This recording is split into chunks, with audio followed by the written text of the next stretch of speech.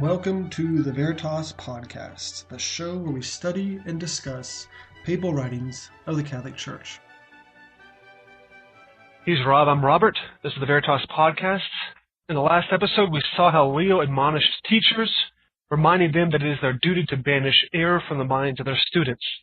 We discussed how society will continue to crumble into error as a result of this. Lastly, we focused on papal infallibility and its limitations. That was an important discussion, and I encourage any new listeners to go back and listen to episode 11, as it is very important and pertinent to the climate of the church today. Now on to today's episode. In paragraph 30, Pope Leo builds on that already well-established principle that he's been talking about. He addresses the liberty of conscience. Seeing the potential confusion, he clarifies that man does not have the right to choose to worship God or to not worship him, and we've already gone over that idea. He does, however, say, quote, "But it may also be taken to mean that every man in the state may follow the will of God and, from a consciousness of duty and free from every obstacle, obey his commands. This, indeed, is true liberty, a liberty worthy of the sons of God, which nobly maintains the dignity of man and is stronger than all violence or wrong, a liberty which the Church has always desired and held most dear." End of quote. Yeah, in episode 8, we mentioned how there's a true and a false notion of religious liberty. Well, there's also a true and false notion of liberty of conscience, and the two are similar. The true notion of liberty of conscience is that every man we have a duty to obey God's law, and we have a corresponding right to obey God's law. So we have the freedom of conscience. Freedom of conscience allows us to obey God's law regardless of what any civil quote-unquote laws will say. So if a civil law attempted to forbid the Catholic religion, we have liberty of conscience, which allows us to practice the true religion because doing so is obeying God. So in that case, we would obey God rather than man. That's the true notion of freedom of conscience. We mentioned how our duties correspond to the rights of God. Okay, the rights of God, He has the right to command certain things of us. We then have the duty to obey God's law as well as the right to obey God's law. So liberty of conscience is tied into that right, that God-given right to obey God's law regardless of any so-called laws of the civil authorities. That's the true notion of liberty of conscience. The false notion of liberty of conscience is that man should be free to do what he pleases and disobey God's law, especially in religious matters, based on his conscience. So you see the difference there. One is based on truth and God's law. One is contrary to God's law. So we have the right, the freedom of conscience, to obey God's law, but the false notion of liberty of conscience is that man should be able to do what he pleases and practice any religion, even one contrary to God's revealed law, based on his freedom of conscience. Rob, this sounds kind of similar to the discussion we had several episodes ago about natural liberty versus moral liberty. Right, yeah, it all ties in together. So we have the moral liberty to obey God's law. We have our natural liberty, we said, is basically free will, okay? And with our natural liberty, we have the ability to do anything. We have the ability to sin. We have the ability to murder somebody. That's our natural liberty, our free will. But our moral liberty constrains our natural liberty, and it is the freedom to do what God permits. So with our moral liberty, we can only act within the law of God, but that also gives us then the right to act within God's law. So if the civil authorities try to prevent us from acting according to God's law, we have the right to disobey and to continue to act according to God's law. So all this will fit together. It's all tied in and linked together. So yeah, that makes sense. It would sound similar to what we discussed about natural and moral liberty in our earlier episodes. Now, are there any examples, maybe historical examples, of rulers forbidding Catholics of practicing their faith, for instance? Yeah. The example I believe Pope Leo XIII alludes to is pagan Rome, when the first 3 centuries Christianity was forbidden, but nevertheless the Catholics continued to practice their religion, and they had the right to do so based on the true notion of liberty of conscience. Another example to apply today is education. Man has a duty to educate his children. Okay, that's a duty that man has, and then with that duty, he has the corresponding right to educate his children. So if the public schools are not educating his children properly, well, he has the freedom of conscience. He has the moral liberty, the freedom of conscience to homeschool his kids. Even if the state tries to prevent it, he still has the moral right and the liberty of conscience to educate his children at home. So that's a practical example that pertains to our own time. So the true notion of freedom of conscience is that all men have a right to accept what God has revealed and obey His law, even if the civil law seeks to prevent it. The false notion of liberty of conscience is that man should be permitted to violate God's law based on his conscience. Now let's discuss modernism here and how it relates to the false notion of freedom of conscience. Rob, before you go any further, can you explain what conscience is? Yes. Conscience is not knowledge per se, but the application of knowledge to action. That's the way St. Thomas defines it. He defines conscience as the application of knowledge to particular individual acts. So the conscience is not part of St. Thomas breaks out our intellect or our reason into the speculative intellect and the practical intellect. Okay? The conscience is not part of the speculative reason, which is the part of our reason that considers truth and error. It's not part of that. It's part of our practical reason. And the practical reason considers good as it relates to behavior.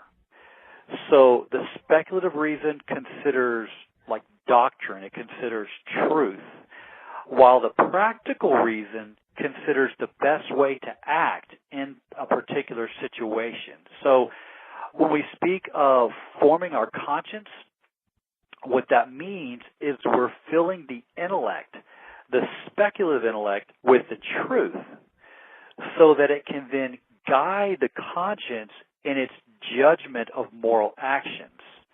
So man forms his conscience then by studying the truths revealed by God and taught by the church, and then these truths in his intellect then guide him in his actions. Rob, well then how does this relate to the idea of modernism? Okay. It's kind of deep. I'll do my best to try to explain it.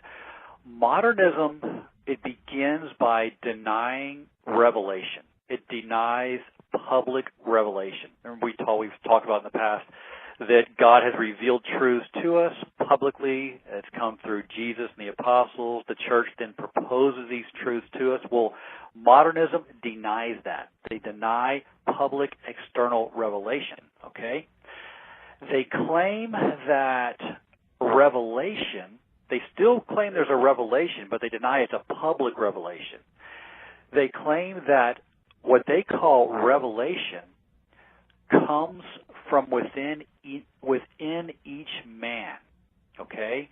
It comes from, they say, a divine principle that's part of man's nature. So you'll hear a lot that modernism blurs the distinction between the natural order and the supernatural order. Well, this is one of those ways. They claim that man, as part of man's nature, being a rational being, has a divine principle as part of his nature, okay? And they claim that this divine principle within each man is the source of revelation, okay? So revelation doesn't come from without, handed down by Jesus and the apostles, proposed by the church. No. Revelation, they say, comes from within each man, okay? And it's made known to him through his consciousness, okay? Pius X and Pascendi, he said, this is a quote, he said, quote, "For a modernist, consciousness and revelation are synonymous," okay? So man's consciousness is divine revelation for a modernist, okay? Now, since each man has his own divine principle, they would say, and his own consciousness, who then can say that one person's truth is really true as opposed to what another person thinks is true?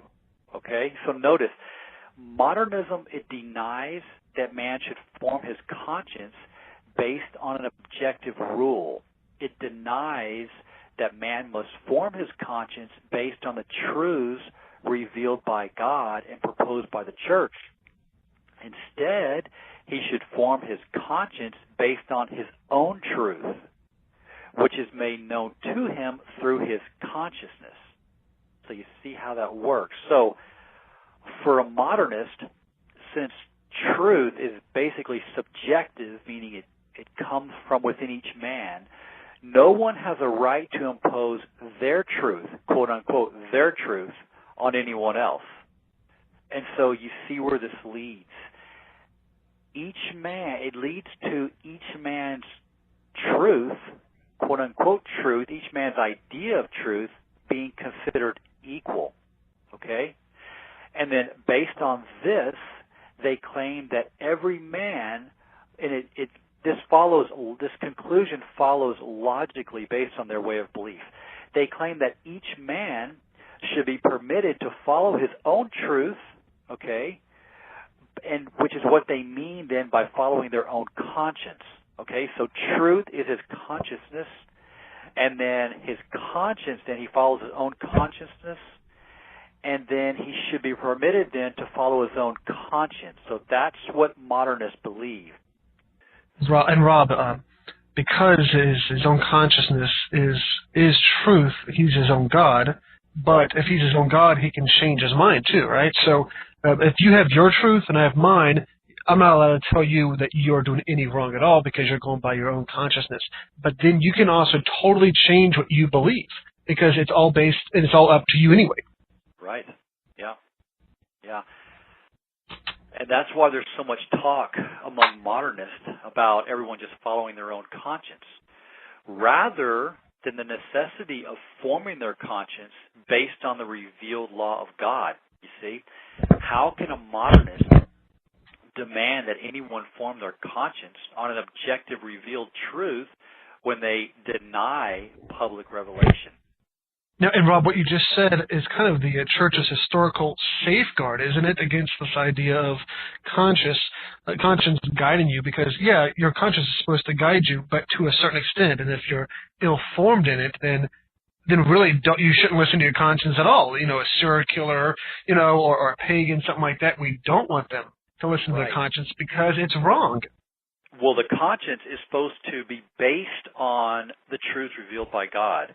Now, part of these, we do have the natural law that's part of our nature. So we do have a certain amount of knowledge in our reason that can guide us in our actions. But we've talked about before, that knowledge is kind of vague and it can easily be distorted. So we need the revealed truths. We need to adhere with our intellect to the revealed truths so that what we sort of know by nature is firmed up. Now what we already had a sense of, we adhere to the truth with our intellect. Now that just vague sense of right and wrong is firmed up, okay? And that's what we do when we form our conscience. We learn the truths revealed by God. We study those truths, and now our conscience is firmed up. And it more easily applies the truth to particular circumstances. So the conscience, remember, it's a midway between truth and actions. It takes what we know to be true or what we think to be true and applies it to individual actions.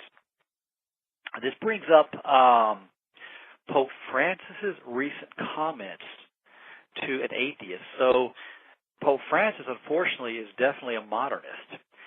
So if you recall what he said to the atheists in the recent interview that's got a lot of publicity, he said this, and this thing that he said makes sense when you understand how modernists think. He said this to an atheist. By the way, this atheist was a fallen away Catholic, okay? And this is what he said to the atheist. He said, quote, "Each of us has a vision of good and of evil. We have to encourage people to move toward what they think is good," unquote. So notice, it's not about forming our conscience based on what God has revealed to us through public revelation. Instead, each person must be encouraged to do what they think is good based on their divine principle within. So notice how the speculative level is either denied or ignored, and that is very common today. The speculative level, the level of truth, of objective truth, is either denied outright or it's ignored. So there's no. And what's so sobering, also, Rob, is that Pope Francis was explicitly asked if there's a single vision. I think is the quote. I don't have it in front of me of good and evil, and he doesn't say yes or no, which we'll find out later is a mark of modernists. But he says this all-encompassing. Everybody has their own vision. Right. Yeah, that's exactly right. He was answering the question that was what you just said in that answer that I just gave. So for a modernist, there is no need to inform our intellect with the truth revealed by God, the speculative level. This level is basically denied, and everyone is told to just do what they think is best on the practical level, you see. So the speculative level, the level of truth, of objective truth, is denied, and everyone's just taught, well, proceed on the practical level and just do what you think is best. And what is that based on? It's based on the divine within that tells them what's right and wrong. So when divine revelation is denied, which modernists do, they deny divine public revelation. When this happens, eventually everything becomes a matter of personal opinion. And when this happens, all you're left with is just good and bad on the practical level, without, like we said, without any reference to an objective truth, which is supposed to be the basis of our moral behavior. Now let me again quote Pope Francis, and this is from the same letter. This is from the letter to the Atheist that has got a lot of publicity recently. This is what he said, quote, "Second of all, you," referring to the atheist, Pope Francis said, "you ask if the thought according to which no absolute exists, and therefore there is no absolute truth, but only a series of relative and subjective truths, is a mistake or a sin." So that's the question that was posed to Pope Francis. He's rephrasing the question. And this is Pope Francis' answer. Quote, "To start, I would not speak about, not even for those who believe, an absolute truth, in the sense that absolute is something detached, something lacking any relationship," unquote. But you see, there is an absolute truth. The absolute truth pertains to the speculative order. The dogmas of the faith are absolute truths. It's absolutely true that there's three persons in one God. It's absolutely true that the second person of the Trinity was incarnate in the womb of the Blessed Mother, and that he died on the cross for our sins. These are absolute truths. It's also absolutely true that worshiping a false god is evil, or that blasphemy is evil.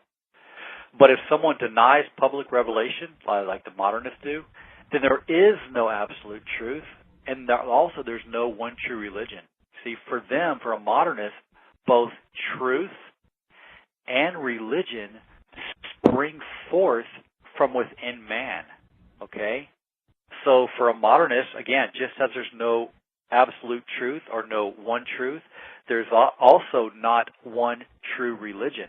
See, for a modernist, religion comes from within man, and then it's externally manifest, or truth comes from within man, and then it's externally manifested in the various religions of the world. See, for a modernist, all these different religions, they're just a different manifestation of the divine within.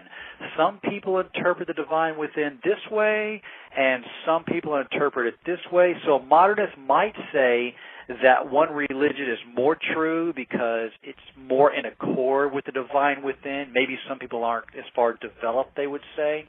But for them, all religions are more or less true because they all come from the same place within man.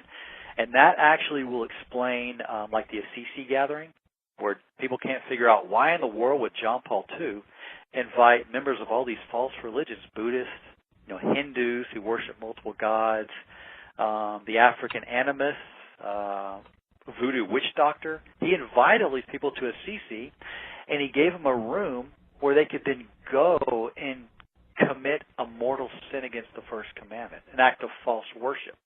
And John Paul II thought this would then bring about world peace. So please come here and pray. We'll pray to the true God. You pray to your false gods, and this will produce world peace. See, Catholics are confused. How can he possibly do this?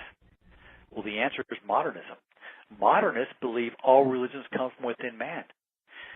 But not only that, they also claim that religion then evolves with man. See, they believe that man started off as a lower form ape or whatever it was, evolved into man, and is still evolving, and is eventually going to evolve into God, okay?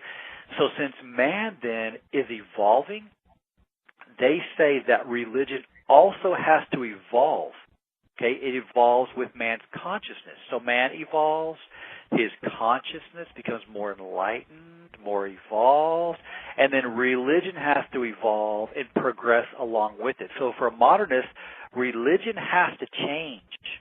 You can't hold to what's believed before. That was for a bygone era. That's for man when he wasn't as evolved as he is today. Today, man's more enlightened. He's on a higher consciousness, a higher level. So religion then has to evolve with him. So now we get to another aspect of modernism, which is evolution of dogma. See, dogmas, they were good for the past, but they don't really apply today. Today we're going to evolve. We're going to have new dogmas that corresponds more perfectly to our new consciousness. So you see where all this leads. It leads to the abandonment of the true religion revealed by Jesus Christ, abandoning that religion into a new religion, which they think corresponds to their new higher consciousness. And I wrote an article for Catholic Family News, which we can link to at the bottom of this, about a year ago, and it goes into this a little bit further and fleshes it out a little bit. So we'll link to that, and it might help to grasp some of this a little bit better. Well, one of the tactics of modernists is that they go with the time, so to speak, and we're going to get into this much later in this series, but modernists, as opposed to the church, will say, well, that's it, like you said before, Rob, that's old. Let's get with the times, same-sex marriage, practicing safe sex, the Pope needs to go on and okay condoms in Africa, that sort of thing. And so truth is bended toward what's going on right now, as opposed to our behaviors conforming to truth. And so they have it completely flip-flop. But Rob, this kind of reminds me of our discussion about naturalism and liberalism and rationalism.